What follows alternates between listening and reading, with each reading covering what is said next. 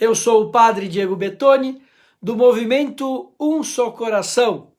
Estamos, nesse momento, na nossa reflexão sobre o Diário de Santa Faustina, a misericórdia divina na minha vida. Hoje vamos meditar o número 24. Começo a ler. Um dia, logo depois de acordar, quando me coloquei na presença de Deus, o desespero começou a tomar conta de mim. Eram as mais profundas trevas da alma. Lutei como pude até o meio-dia. À tarde, tomaram conta de mim temores verdadeiramente mortais e as forças físicas começaram a abandonar-me. Depressa entrei na cela. Pus-me de joelhos diante do crucifixo e comecei a pedir misericórdia. Contudo, Jesus não escutava os meus rogos. E, ao sentir que as forças me abandonavam por completo, deixei-me cair no chão. O desespero tomou conta de toda a minha alma. Estava sofrendo tormentos verdadeiramente infernais, que, de certo, em nada se diferenciariam dos tormentos do inferno. Nesse estado, permaneci 3/4 de hora. Queria ir falar com a mestra, não tinha forças. Queria gritar, estava sem voz. Mas, por sorte, uma das irmãs entrou na cela.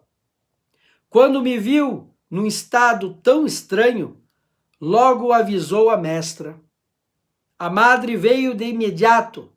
Logo que entrou na cela, pronunciou estas palavras: em nome da santa obediência, ordeno-lhe que se levante. Imediatamente uma força misteriosa levantou-me do chão e pus-me de pé ao lado da querida mestra. Numa conversa cordial, explicava-me que se tratava de uma prova de Deus. A irmã deve ter sempre uma grande confiança. Deus é sempre Pai, mesmo na provação. Voltei aos meus afazeres como se tivesse saído do túmulo, os sentidos impregnados daquilo que se havia passado na minha alma. Durante as devoções da tarde, a minha alma começou a agonizar numa escuridão terrível. Sentia que estava sob o poder da justiça de Deus e que era objeto da sua cólera. Nesses momentos terríveis, disse a Deus: Jesus, que vos comparais no Santo Evangelho à mãe mais carinhosa, confio nas vossas palavras, porque vós sois a verdade e a vida. Jesus, eu confio em vós contra toda esperança, apesar de todos os sentimentos que tenho dentro de mim e que se opõem à esperança. Fazei de mim o que quiserdes, que não me afastarei de vós, porque vós sois a fonte da minha vida. Como é terrível esse sofrimento da alma! Poderá compreendê-lo apenas aquele que viveu semelhantes momentos. Santa Faustina, rogai por nós. No encontro passado, quando comentávamos o número 23 do diário, tratamos sobre a noite escura dos sentidos. Hoje vamos falar sobre a noite escura do espírito. É um degrau a mais de purificação. Por isso eu convido você, se não assistiu o encontro passado, que possa ver no YouTube, no canal Padre Diego Bettoni, reflexão do Diário de Santa Faustina, número 23. Até mesmo para compreender melhor o que vamos tratar nesse encontro sobre a noite do Espírito. Muito bem, as almas heróicas que escalarão os mais altos montes da santidade. Deus chama para esse momento de purificação. É um momento passivo. É Deus que está agindo na alma dessa pessoa. E no nosso caso, de Santa Faustina. Mas Deus é sempre Pai, mesmo durante a provação, porque Ele nos quer um bem maior.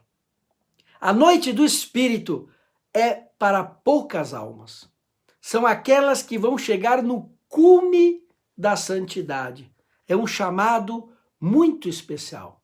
Eu vou seguir nesse encontro, nessa reflexão, os ensinamentos de São João da Cruz, de Santa Teresa d'Ávila e de um teólogo que eu gosto muito, que é o Antônio Roio Marim. Eu vou seguir então as reflexões deles. Tem outros místicos, teólogos que tratam desse assunto, mas nesse encontro, também no encontro passado, eu sigo essas três pessoas que nos mostram sobre a noite escura. E também esse número 24 de Santa Faustina, do seu diário. Então, é uma purificação passiva, não é nós que procuramos essa purificação, através de jejuns, esmolas, penitência, orações. Não é nós, não é o nosso esforço, mas é passiva, é Deus que toca diretamente no nosso espírito. Então é uma purificação passiva extremamente dolorosa, muito mais dolorosa que a noite dos sentidos. Completa a purificação da alma que a noite dos sentidos somente fez começar. Então é completar aquela purificação que aconteceu na noite dos sentidos, que falamos no encontro passado. Os defeitos e imperfeições da alma são arrancados de suas próprias raízes. Conforme São João da Cruz, todas as imperfeições e desordens da parte sensitiva derivam de sua força e raiz do espírito, onde se formam todos os hábitos, bons e maus. Então, vai lá no espírito arrancar a raiz das imperfeições da alma e da pessoa, como um todo. Deus se apresenta diante dessa alma e toca essa alma, mas a luz é tanta que mostra claramente as menores e mais insignificantes imperfeições. Quando está escuro, a gente não vê a sujeira. Mas quando é muita luz, a gente vê até o pozinho que ficou. Pois bem, Deus se apresenta na alma com uma luz tão grande, ilumina tanto, que até mesmo as imperfeições mais insignificantes aparecem. E, portanto, a pessoa, no nosso caso, Santa Faustina, percebe que jamais será possível a união de tanta luz com tantas trevas. Por isso que é um sofrimento espiritual tremendo. A pessoa se dá conta de quem é, a luz de Deus é tão grande que ela acha que é impossível, e realmente é impossível, porque nós vamos ver no final de tudo aquilo que chamamos de união transformante. É um dom, é uma graça de Deus. É impossível para nós. Mas a alma, ela acredita que nunca vai acontecer porque é tanta luz, eu não sei explicar, é tanta luz que a pessoa diz: é impossível que eu possa me unir a Deus. É impossível, eu sou treva. Eu sou tão pequeno, eu sou tão insignificante, meus pecados, por causa da luz, se tornam tão grandes, e eu vejo. E por isso os santos que passaram por isso, eles reparavam os seus pecados e choravam por seus pecados, por menores que fossem, porque percebem o mal que o pecado fez, e portanto se vê, olha só, condenada a viver eternamente fora de Deus. É um sofrimento impressionante. E assemelha-se muito à pena do inferno. Claro que não tem aquele total desespero e ódio de Deus. Pode ter a vontade de se afastar de Deus, até um certo, que até a Santa Faustina vai comentar depois, mas não é aquela blasfêmia. É contra a esperança. É a pessoa se sente como vai ficar separada de Deus eternamente. É uma purificação no espírito. E olha só aquilo que a gente vê no número 24, de acordo com a doutrina que ensina de alguém que passou por isso, São João da Cruz, uma outra santa que passou por isso, Santa Teresa d'Ávila, e também o teólogo que eu comento, que não sei se passou por isso, o Royo Marim. Ela, no número 24, isso que eles passam, olha como ela escreve. Estava sofrendo tormentos verdadeiramente infernais, que, de certo, em nada se diferenciariam dos tormentos do inferno. Uma escuridão terrível. E se via como objeto da cólera de Deus, como condenada. Pois bem, no número 24, ela passou pela noite escura do Espírito, que é um chamado de Deus para as pessoas que vão subir no alto cume da santidade.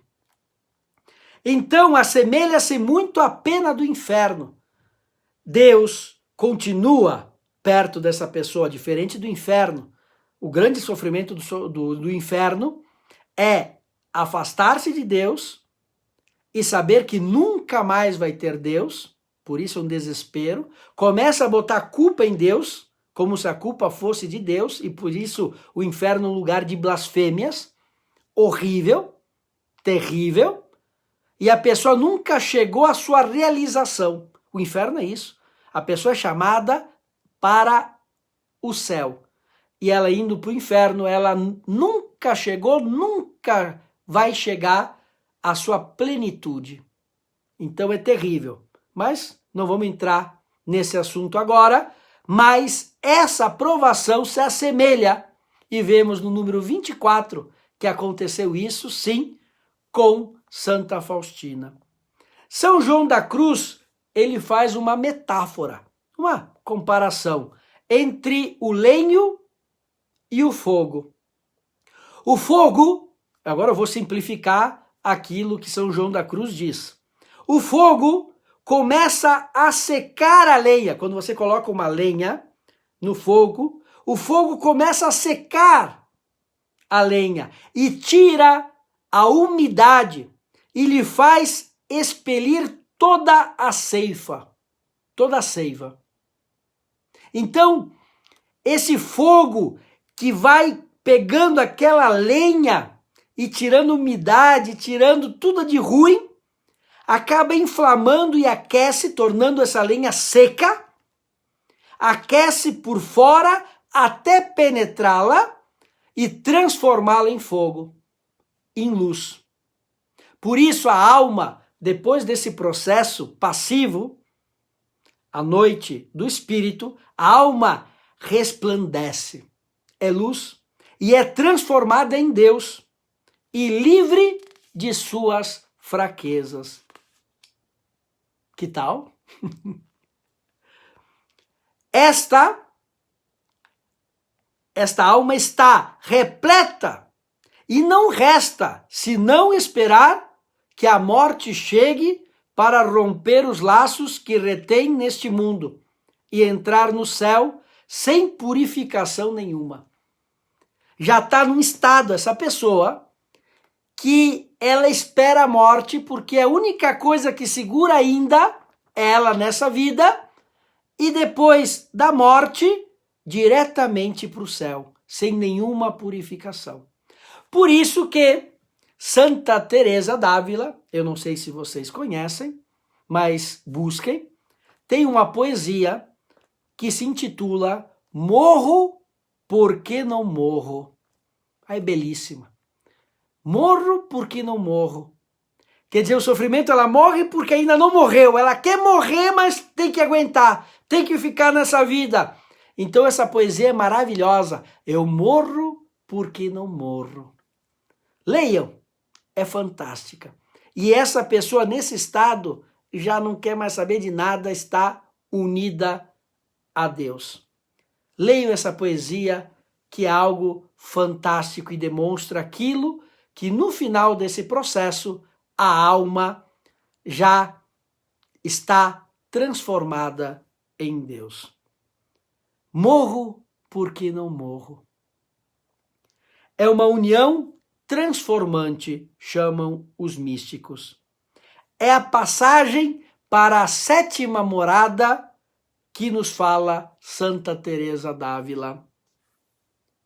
Na noite dos sentidos, que falamos no encontro passado, é entre a via purgativa para a via iluminativa e vai chegando na via unitiva. Na noite do espírito, é dentro dessa via unitiva, é aquilo que os místicos chamam de união transformante. É um chamado, então, como eu falei no início, para almas heróicas. São heróicas, porque, como nos disse Santa Faustina, no número 24, estava sofrendo tormentos verdadeiramente infernais. Infernais. É um sofrimento que nós não podemos nem sequer imaginar. Mas depois desse momento, que pode durar um tempo conforme a vontade de Deus e a necessidade que essa alma tem, depois disso já está totalmente unida a Deus, só esperando já ir para a eternidade. Morro porque não morro. A bênção com a relíquia de Santa Faustina, pedindo que ela interceda por nós, para que também possamos subir os altos cumes da santidade, que significa a nossa união com Deus. Que Santa Faustina nos conduza para a vida eterna, que a intercessão de São João Paulo II, do Beato Miguel, de todos os santos e santas dos céus, intercedam por cada um de nós, clamando a Deus que possamos um dia chegar na nossa pátria definitiva. Que o Senhor abençoe vocês, em nome do Pai, do Filho e do Espírito Santo. Amém. Que sejamos um só coração, unidos ao Imaculado Coração de Maria e ao Sagrado Coração de Jesus.